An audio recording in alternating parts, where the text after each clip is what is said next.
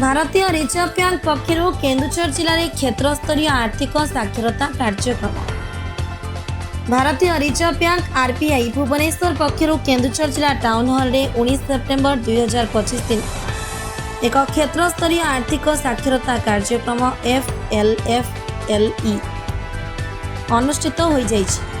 RBI महाप्रबंधक श्रीमती अनिता पट्टनायक, केन्दुझर जिला mission शक्ति प्रकल्प संयोजिका श्रीमती समिधा पाढ़ी, SLBC ओडिशा भारप्राप्त अधिकारी तथा सहायक महाप्रबंधक श्री लिंगराज नायक एवं बैंक ऑफ इंडिया केन्दुझर आंचलिक प्रबंधक श्री अमित कुमार पाल द्वीप प्रज्वलन कर कार्यक्रम को उद्घाटन करते। यापर महाप्रबंधक आरबीआई अंशग्रहणकारी मानक स्वागत करने सह मुख्य भाषण देते। निज अभिभाषण में से आर्थिक साक्षरता और सचेतनता उपरे गुरुत्वारोप करने सह ए दिगरे रिजर्व बैंक द्वारा निया पदक्षेप पर आलोकपात करते। साधारण जनसाधारण जीवन में संचय तथा निवेश भूमिका और सरकार तरफ स्वयं सहायक गोष्ठी मानक विभिन्न योजना उपर श्रीमती पाढ़ी आलोकपात करते। अन्य अतिथि माने मध्य सांप्रतिक परिस्थिति आर्थिक सचेतनतार आवश्यकता विषय दोहराई एवं विभिन्न सामाजिक सुरक्षा योजना विषय आलोकपात कले।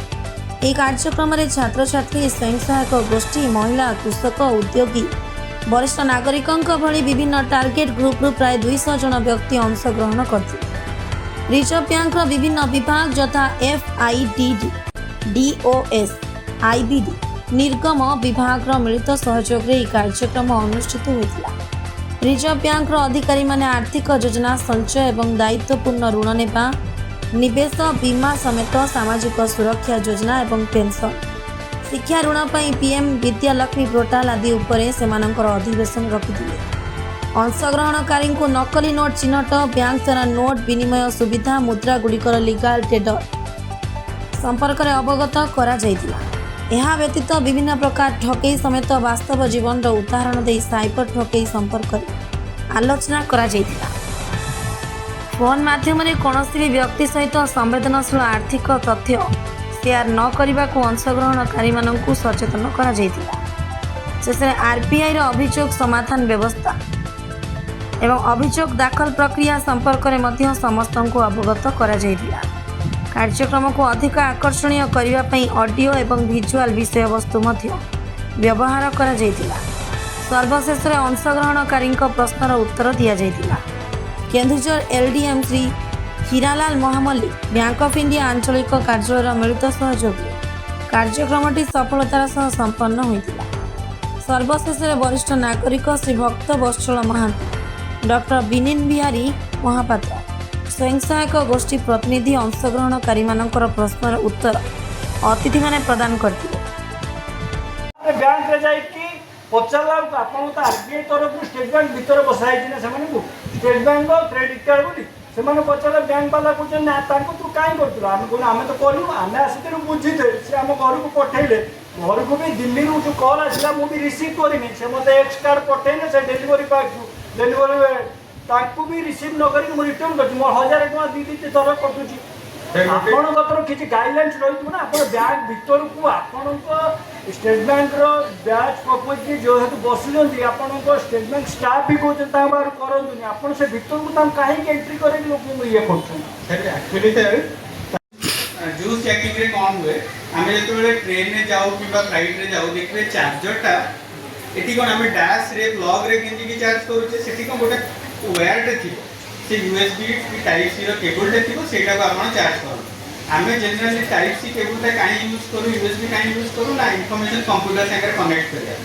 तो ठक मैंने कौन करती से तारटा आगू देखा जाऊ मे बी बैकएंड से गोटे सिस्टम सहित कनेक्ट करके आप मोबाइल को से किसी भाइरस दे दी पारे ना इनफर्मेशन ठीक ठाक नहीं पार तो से आम सब अवॉइड करिए पब्लिक जगह जो खाली तार अच्छी से जगह चार्ज न करी प्लग पॉइंट रे चार्ज लॉटरी प्रोडक्ट आम जानी क्या बोलते हैं ब्रास भी खरीद ले। गवर्नमेंट उसके लिए स्कीम लाया है PM विश्वकर्मा। आप ट्रेनिंग लीजिए, गवर्नमेंट ट्रेनिंग खत्म हुए ही आपको पैसा देगा ताकि आप टूल्स खरीद पाए और बैंक से आप लोन भी ले सकते हैं। छोटा चीज लेकिन जानकारी होना जरूरी है कि नहीं। दूसरा मुद्रा लोन, आज 10 साल पहले हुआ था, आज मेरे हिसाब से मुद्रा लोन का जानकारी का जरूरत नहीं है। आप सभी जानते हैं कोलेटरल फ्री 10 लाख तक लोन हो सकता है, उसको बढ़ा के आज के डेट में 20 लाख तक कर दिया गया तरुण प्लस में। आप अगर कोई बिजनेस करते हो तो ये आपके पास अवेलेबल है। तो ये बात हो गया इनिशियल स्टेज में आपका अर्निंग का। अर्निंग कैसे कर सकते हैं, कितना वेरियस गवर्नमेंट क्या क्या कर रहा है, बैंक क्या कर रहा है, आपके पास जानकारी है। आपने मैं बड़ी ऑडियंस को सुनिया चाहे मां माने को खाली चुप रहिले ताले हमें पैसा सेविंग कोड करि परिया बैंक रे आउ पोस्ट ऑफिस रे। अच्छा बैंक रे को प्रकार खाता खोली पारिबा के कोइ परिबे?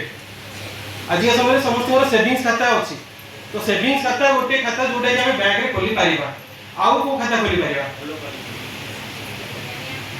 आज्ञा?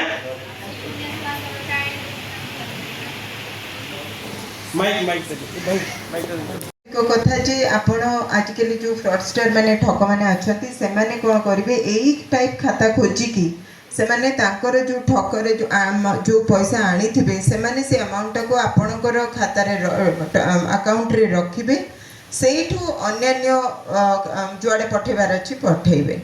कारण से माने जानती ये लोक तो ट्रांजैक्शन करूनी, से तो तार अकाउंट विषय भूल जाइछि, किछि जाननी, मु सेठी रखि देकी चुपकिनी तापरे अन्य आड़ को देदेवी। किंतु पुलिस इन्वेस्टिगेशन कले आपण तादरे फसिले, कारण आपण को अकाउंट को से पैसाटा आसीछि।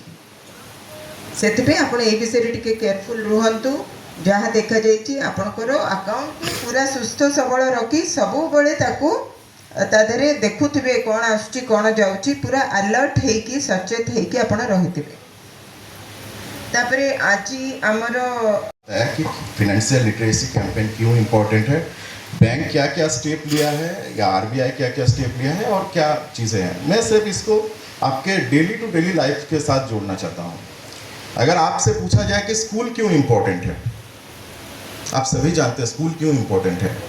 एक बच्चे का भविष्य निर्माण करता है एक स्कूल, उसका लिटरेसी शुरू होता है एक स्कूल से। सिमिलरली अगर देश का विनिर्माण का बात आए तो देश को अगर फिनेंशियल इंडिपेंडेंट बनना है तो हम सबका उसमें भागीदारी होना चाहिए, और उसका फास्ट पड़ाव है दिस फिनेंशियल लिटरेसी।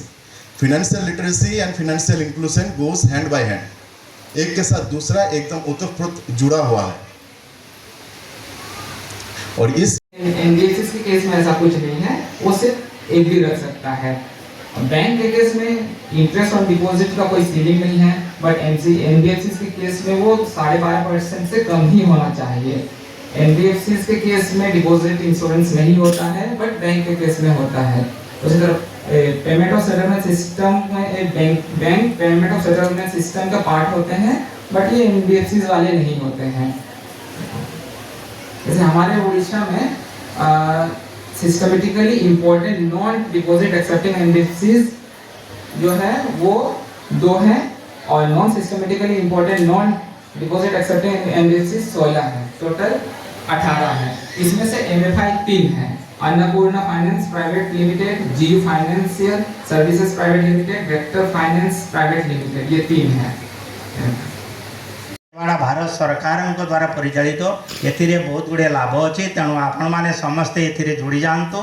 आउ जेते जदि आपण जो मैंने न जोड़ी से पीएमजेडीवाई अकाउंट खोलतु, जेजेबीवाई एसबीआई और एपीआई रे निजक एनरोल करूँ, जिते जल्दी एनरोल करेंगे आपंकर से बेसी सुविधा मिल।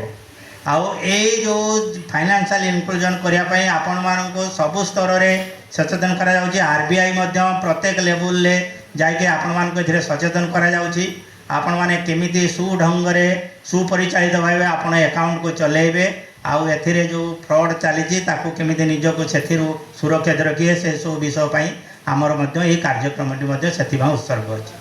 आमे जदि देखिबा ये जो फाइनेंशियल एफआई सेचुरेशन कैंप एथिरे मध्य एई जिनिस गुड़ाक सब करा जाउछि। आपण सेथिरे ब्यूरो रिपोर्ट भंचुदूत खबर।